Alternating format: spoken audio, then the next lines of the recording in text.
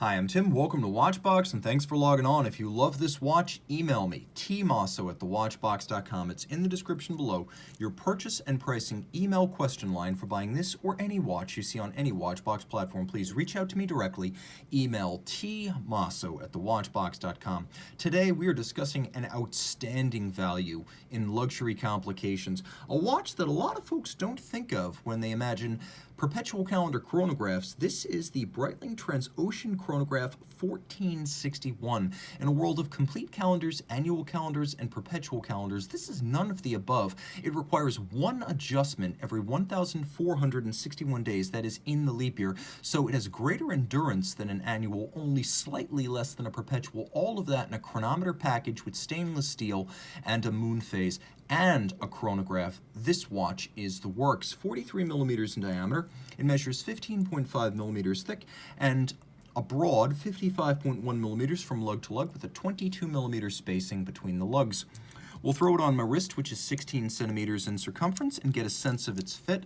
It is a large watch. There's no getting around that fact, and I would say that my wrist, 16 centimeters circumference, is probably the smallest wrist you're going to want to use with this watch. It looks good, it wears well, I would own it and enjoy it, but I do think if you get any smaller, these lugs are rather broad, so they will project beyond your wrist, and you don't want to get to the point where the lugs are overlapping your wrist unless you're dealing with just a crazy utility-style watch like a big Pilot or a Panerai Egiziano. This is not of that material. It is not cut from that cloth. This is designed to be an elegant, graceful watch, so you do need that 16 centimeter circumference wrist or larger, though it is surprisingly compatible with a cuff for such a thick watch. It has a domed bezel and then a very sloped, cambered sapphire. Taking a quick look at the bracelet, it's a straight bar vintage design, as the Transocean draws most of its imagery from 1950s Breitling watches, and we have a Stibe mesh bracelet. There's a German company, Stibe, that makes these for almost anyone. Breitling, Omega, any company that has a shark hunter or shark proof or mesh style bracelet, it's going to be a Stibe piece, which means the build quality is incredible. The tolerances are outstanding. They make these bracelets in large sheets of links, and then they cut them and they machine all of the burrs off the edge until it's smooth and finely finished. The best thing too is that it's conventionally sizable, as it uses screw-fixed removable links, and there are many of them, and they're short in cross-section, so it's really easy to size this bracelet down so you will get a great fit. It also has a wonderful fluid feel, more like a supple silk than chainmail. The clasp here is a single fold with a clamshell lock, all of high polish, you could see.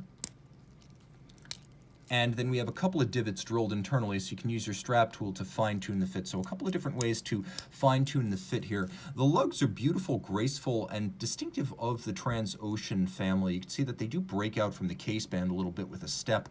The case band is sheer and polished, but the case back is stepped back somewhat. So when I commented on how thin this watch feels on the wrist, that's because the case back is somewhat cupped, and it tends to nestle down and sit lower on the wrist than its nominal thickness. We have vintage-inspired pump-style pushers, a simple push-down crown, 50 meters water-resistant, and a wonderfully domed, vintage-inspired sapphire that's designed to look like an old-school plexiglass. The dial is a matte black with applique indices. The indices are steel and rhodium-plated for a high contrast and lovely faceted look for a bright twinkle in the light. We have a nice cruciform symmetry to this dial. You can cut it vertically or horizontally and it will be symmetrical. And you can see outboard we have a tachymeter scale, as this is a dress watch, but it's got sporty overtones with the black dial, the steel case, the diver's style mesh bracelet, and the vintage inspired straight bars. It is a loomed watch, and we will do a loom shot now so you can see it is actually quite well loomed. It features a moon phase, it features a chronograph, and it features that semi-perpetual calendar. Once every 1,461 days during the Summer Olympics year, you will make one correction to this watch, and that's it, meaning for all intents and purposes, including conventional jumps from February to March, this is a perpetual calendar. It uses Breitling's caliber 19. You can see on the case back, A for stainless steel, 19 for caliber 19, and then 3 means it's a certified chronometer. We have the old Transocean aircraft abreast logo. That's what that is. It's supposed to be aircraft in a sort of mid-century modern abstract aesthetic.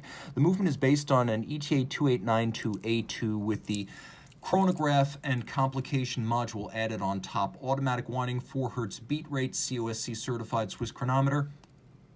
It is a cam type chronograph, but with a vertical clutch engagement system, as it is a vertical clutch module, which actually makes for very crisp and smooth actuation of the chronograph without jump. The cam system that's used is exceptionally well tuned, and if you didn't tell me that this is a coulisse system, I would have guessed that it is a column wheel based on the feel.